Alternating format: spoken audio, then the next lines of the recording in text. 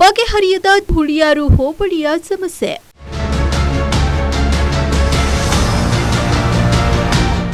ಕಸದ ಸಮಸ್ಯೆ ಒಂದು ಕಡೆಯಾದ್ರೆ ಸಂತೆ ಬೀದಿಯ ರಸ್ತೆ ಬದಿ ವ್ಯಾಪಾರಿಗಳ ಸಮಸ್ಯೆ ಇನ್ನೊಂದು ಕಡೆ.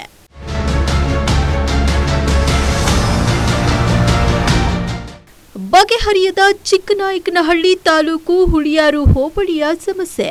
ಕಸದ ಸಮಸ್ಯೆ ಒಂದು ಕಡೆಯಾದ್ರೆ ಸಂತೆ ಬೀದಿಯ ರಸ್ತೆ ಬದಿ ವ್ಯಾಪಾರಿಗಳ ಸಮಸ್ಯೆ ಇನ್ನೊಂದು ಕಡೆ.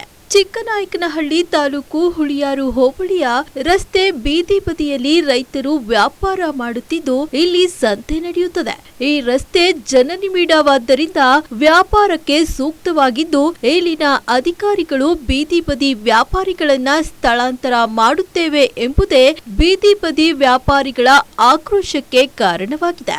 ಬೀದಿ ಬದಿ ವ್ಯಾಪಾರಿಗಳ ಸಂಘದ ತಾಲೂಕು ಅಧ್ಯಕ್ಷ ಮುದ್ದೇನಹಳ್ಳಿ ಮಂಜುನಾಥ್ ಇದರ ಬಗ್ಗೆ ಆಕ್ರೋಶ ವ್ಯಕ್ತಪಡಿಸಿದ್ದು, ಅಧಿಕಾರಿಗಳು ಮತ್ತು ಜನಪ್ರತಿನಿಧಿಗಳು ಇದಕ್ಕೆ ಸೂಕ್ತ ಕ್ರಮ ವಹಿಸಿ ಸಂತೆ ವ್ಯಾಪಾರವನ್ನ ಇದೇ ಸ್ಥಳದಲ್ಲಿ ಮಾಡಬೇಕೆಂದು ಒತ್ತಾಯಿಸಿದ್ದಾರೆ. ಹೀಗೆ ವ್ಯಾಪಾರವಾಗುವ ಜಾಗವನ್ನ ಬಿಟ್ಟು ಬೇರೆಡೆ ಸ್ಥಳಾಂತರ ಮಾಡಿದರೆ ವ್ಯಾಪಾರ ಮಾಡುವುದು ಹೇಗೆ? ಹೀಗೆ ಮಾಡುವ ಬದಲು ರೈತ ವ್ಯಾಪಾರಿಗಳಿಗೆ ವಿಷ ಕೊಟ್ಟು ಬಿಡಿ ಅಧಿಕಾರಿಗಳೇ ಎಂದು ವ್ಯಾಪಾರಿಗಳು ತಮ್ಮ ಆಕ್ರೋಶವನ್ನ ವ್ಯಕ್ತಪಡಿಸಿದ್ದಾರೆ.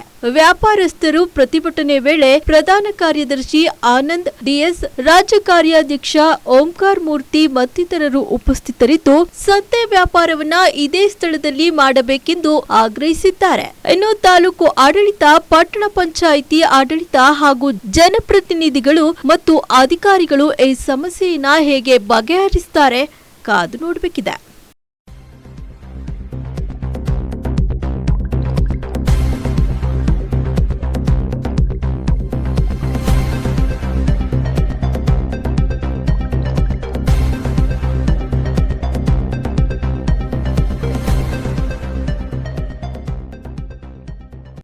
ಮಂಜೂರ ಏನಿಲ್ಲ ಇವತ್ತು ಇದನ್ನು ಸಂತೆ ಬೀದಿನ ಸ್ಥಳಾಂತರ ಮಾಡ್ತೀವಿ ಅಂತೇಳಿ ಹೇಳ್ತಿದ್ದಾರೆ ಅಂತೇಳಿ ಮಾಹಿತಿ ಬಂದಿದೆ.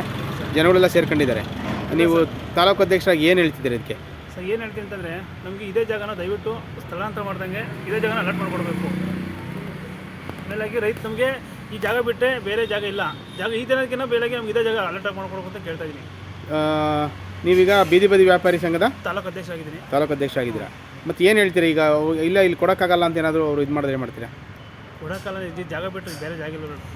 ಬೇರೆ ಜಾಗಕ್ಕೆ ಕೊಡ್ತೀವಿ, APMC ಎಲ್ಲರೂ ಕೊಡ್ತೀವಿ ಅಂದರೆ ಸರ್ ಅದು ಟೌನಿಂದ ತುಂಬ ದೂರ ಇದೆ. ಹಾಂ, ಜನಗಳು ಇಲ್ಲಿ ಟೌನಲ್ಲಿರೋರು ಅಲ್ಲಿಗೆ ಬರೋಕ್ಕಾಗಲ್ಲ.